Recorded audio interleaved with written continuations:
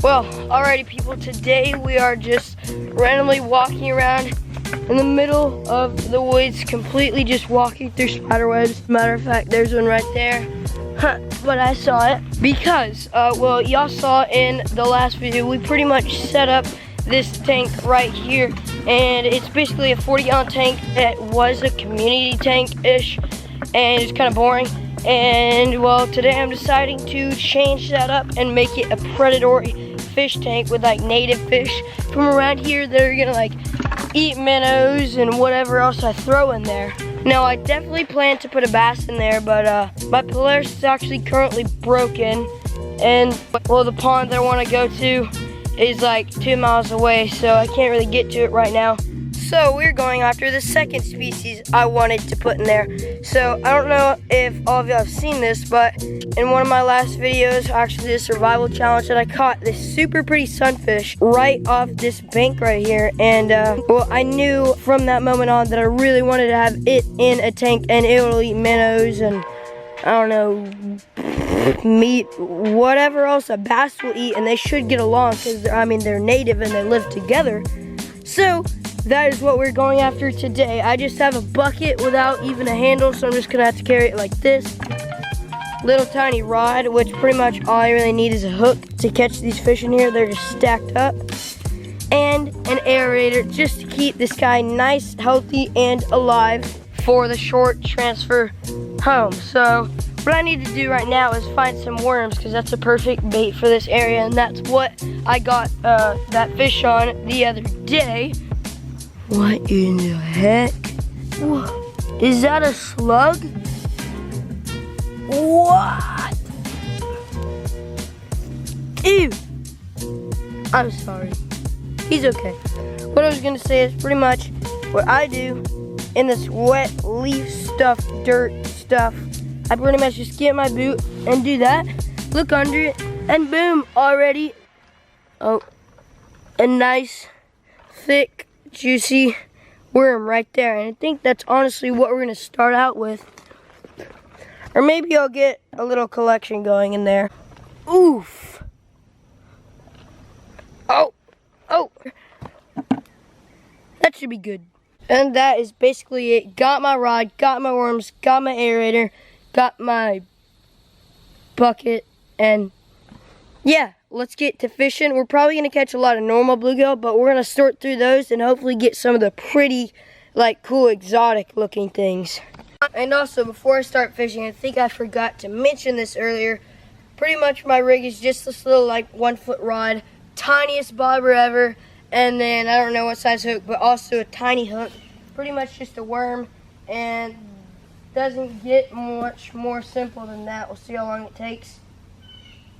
Okay, like oh, there he is. Alrighty, well, first little fish is just a basic bluegill, cool and all, but not what we want, because he doesn't look near as cool as that fish I caught the other day.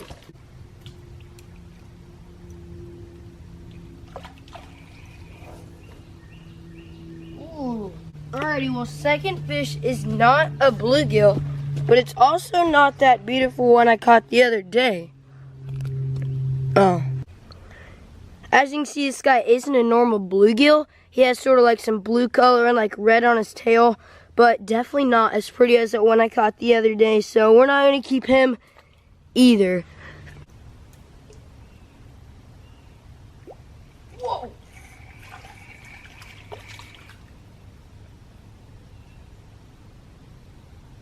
This guy, I know you can't see it, but it's pretty much the same fish as that last time, except much bigger and a little bit prettier, but still not the one I caught the other day.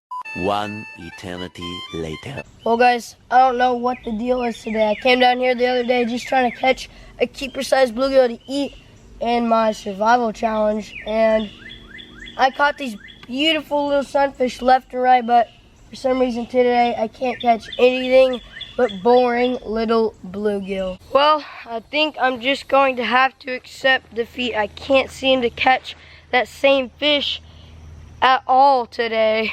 So I think I'm just gonna have to scratch this video. But there's one more thing. You just got pranked.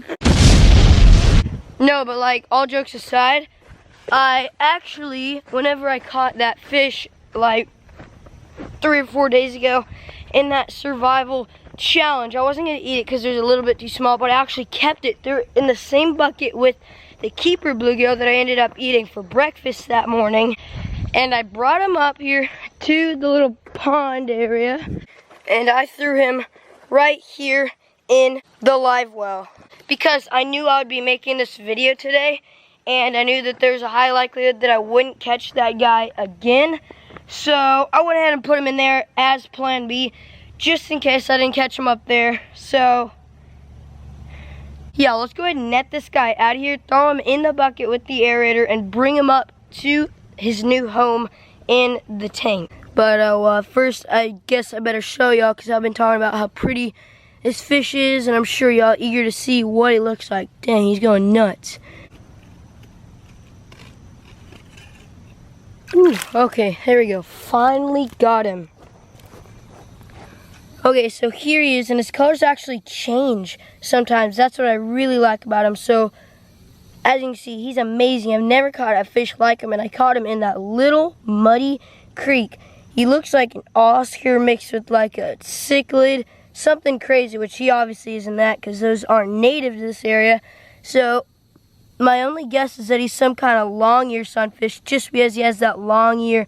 He has a beautiful blue, white, and red face, and then just crazy patterned body. So I think he's gonna look absolutely crazy in that tank, and I think he's also the perfect size. And whatever kind of fish he is, he actually has a bigger mouth and a little bit of teeth, unlike bluegill, which means that he will probably go ham on minnows and everything. So he's definitely going to be a carnivorous kind of fish.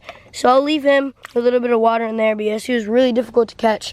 Come over here to the bucket. I'll go ahead and fill this up in the mini pond. Hi guys. There's the mollies doing insane. And of course this water is going to be like pretty much identical to the live well water. It's just our yard just got mowed, so all these grass is in here. And later today I'll come scoop it out. Probably do a water change in both this and that. That's why they look so weird. I pretty much do that once a week. There we go. He's got oxygen in there and just enough water to be fine. I mean, because honestly my house is like 10 feet that way. This guy is definitely lively. He's been chewing up on bread and minnows and tadpoles that actually I've been throwing in here. There's another look at him. He's absolutely insane. I can't believe I caught this just in my backyard. So I'll put him in there. And, well, since I don't have the Polaris with me because it's still broken, walk him up to my room and get him acclimating.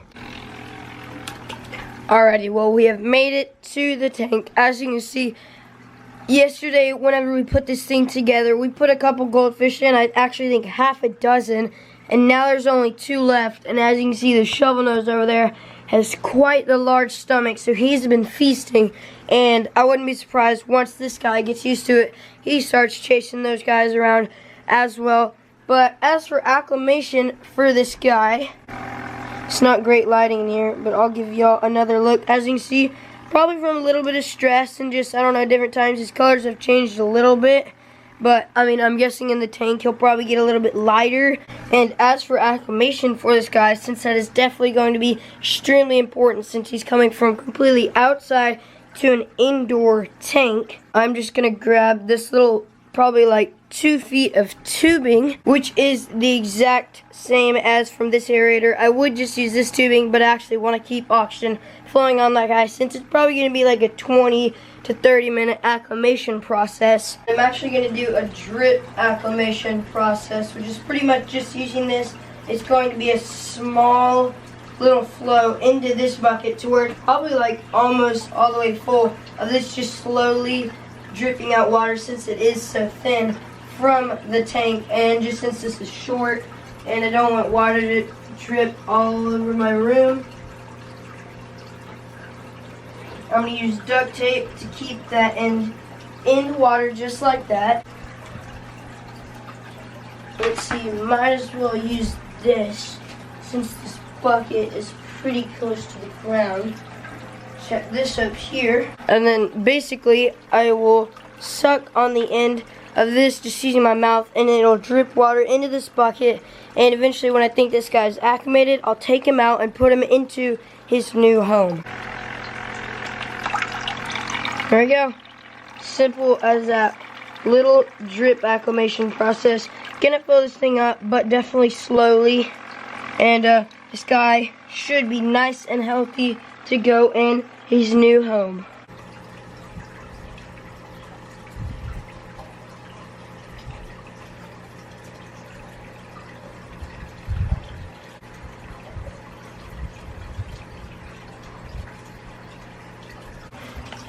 Okay, well, it's been probably about 20 minutes, and this bucket is quite a ways over halfway full, and I'm just not sure I trust this thing to hold probably, I don't know, 35 pounds. So I'm going to take this drip acclimation deal off, throw it over there for now, and I think it is officially time to add what I just confirmed as for sure a long-ear sunfish. So I'll go ahead and grab him out of here. There he is right there. There you go. Slowly pop him in to his new home. There he goes. Well, he's obviously not going to be very used to it, but soon he will get used to seeing himself in the reflection of the glass, because he is a wild fish, and I'm positive that he will get used to this very soon. So I think I'll see y'all probably in, I don't know, maybe a day, maybe an hour.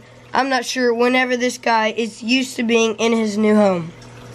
Alright, well, it's actually probably like a little over 2 hours right now since I put this guy in, and he went from going nuts in the back of the tank, completely disoriented, to being at the front of the tank. He's just pacing up and down, looking a lot more comfortable than before, and as you can see, his lighter colors are starting to pop out. He looks absolutely insane, but now that y'all can see him, you know, better in his natural, comfortable environment, I'm going to end this video now. Just wanted y'all to be able to see this, and of course, if my research is correct, these long-ear sunfish do get bigger. He'll probably get like that big, probably about as big as my hand, and of course he will go out to the pond that I don't quite have built yet that will house fish just like him. So yeah, go ahead and give this video a like, and if y'all like it, I will certainly update y'all on this guy, do all kinds of videos involving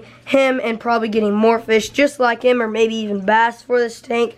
So yeah, I hope you enjoyed this video. Subscribe, and I'll see y'all on the next one.